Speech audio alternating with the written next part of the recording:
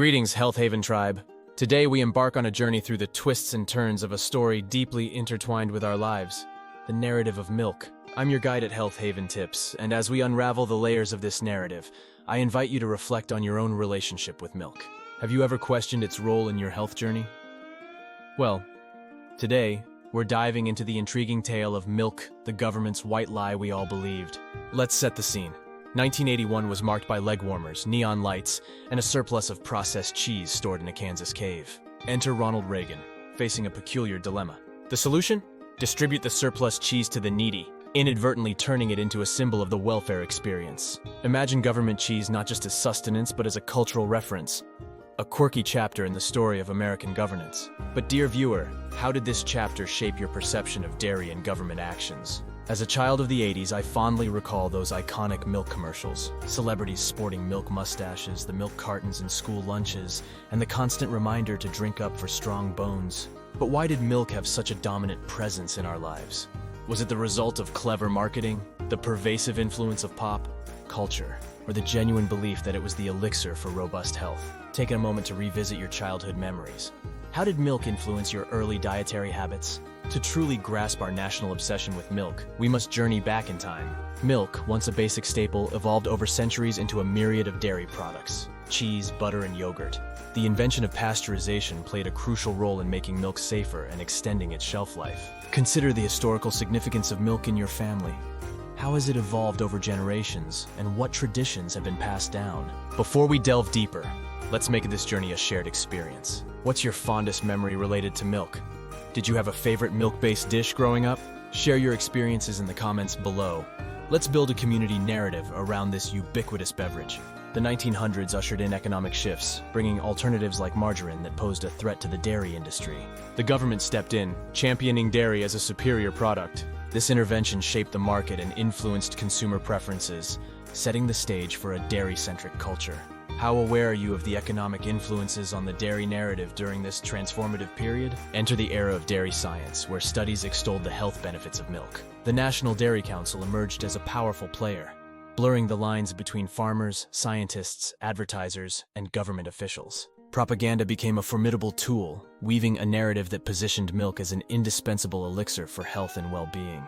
Pause for a moment and consider how these narratives may have influenced your perception of milk's health benefits. Now let's add a visual layer to our exploration.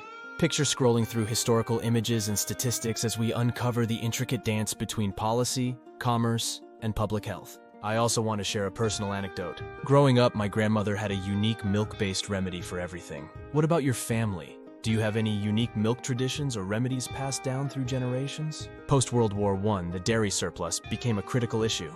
Government bailouts became a necessity during economic downturns. Enter creative solutions. The Great Cheese Giveaway aimed to address overproduction and economic challenges, inadvertently turning cheese into a symbol of governmental excess. How do you think these historical events have shaped our current perceptions of government actions and their impact on our diets? Before we jump to the 1990s, let's briefly glance at how different countries and cultures perceive milk.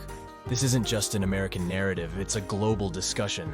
Do you think cultural differences have played a role in shaping attitudes toward milk in various parts of the world? Fast forward to the 1990s, milk consumption declined. The dairy industry responded with aggressive advertising, launching the iconic Got Milk campaign. Celebrities in the dairy lobby played a significant role in emphasizing the importance of milk, creating a resurgence in its popularity. Did you find yourself influenced by these advertising campaigns? As we navigate through these historical narratives, I want to hear your thoughts. Were you surprised by any revelations so far? Drop your comments below. Let's keep this conversation flowing. Today, the dairy industry employs modern strategies, collaborating with fast food chains to saturate their products with excessive cheese. Lobbying efforts and marketing tactics drive the push to increase cheese sales. How aware are you of these modern strategies shaping our dietary choices? Now let's briefly address the elephant in the room. Some argue that dairy is an essential part of a balanced diet. What are your thoughts on this? Do you believe there's a counter-argument that holds weight, or do you lean more toward questioning the prevailing narrative? The U.S. Department of Agriculture finds itself at a crossroads, torn between promoting nutrition and supporting agricultural production.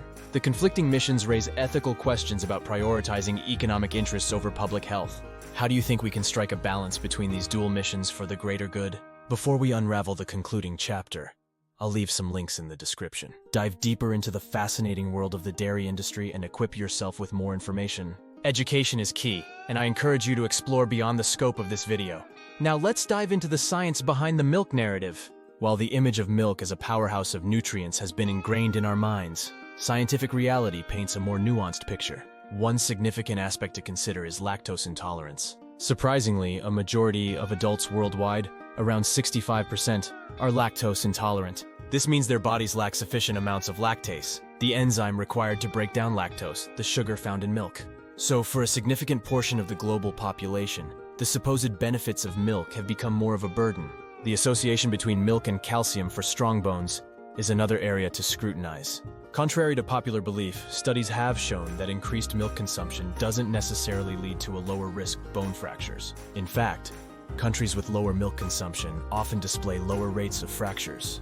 While milk is undoubtedly a source of protein, the type and amount it offers might not be as ideal as portrayed. The proteins in milk, particularly casein and whey, have been linked to various health issues, including digestive discomfort and inflammation. Now let's peel back another layer. The influence of the dairy lobby on scientific research. The National Dairy Council, intertwined with government agencies, has historically played a role in shaping studies that support the health benefits of milk. This influence raises questions about the objectivity of the science behind milk promotion.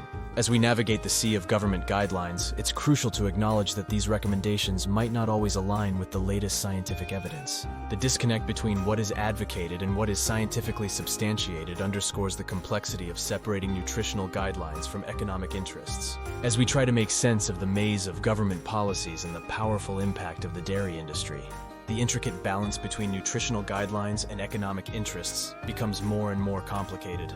The real challenge we encounter is not only in understanding the misleading nature of government-supported dietary recommendations, but also in unraveling the intricate web of influences that shape our understanding of what constitutes a healthy diet. In a world where commerce and public health intersect, transparency emerges as the key to unlocking the truth behind this intricate dance. It beckons us to scrutinize the motives that drive nutritional recommendations and question whether they genuinely prioritize the well-being of the public or serve the economic interests of powerful industries. The story of milk is more than a mere chronicle of our dietary habits. It is a profound reflection of the delicate balance between policy, commerce, and public health. The dairy lobby's persistent influence raises profound ethical questions about the dual mission of institutions like the U.S. Department of Agriculture, an agency tasked with promoting both nutrition and agricultural production. Before we wrap up, I want to hear your take. Do you believe transparency is the key to reshaping our dietary landscape? Or do you think there's another solution to untangle this complex web? Please share your insights in the comments. Let's keep this dialogue alive. Thank you for joining us on this journey through the intriguing history of milk. Stay tuned, hit that subscribe button, and ring the notification bell so you never miss a Health Haven tip. Until next time, take care of yourself, and remember, knowledge is the first step to a healthier you.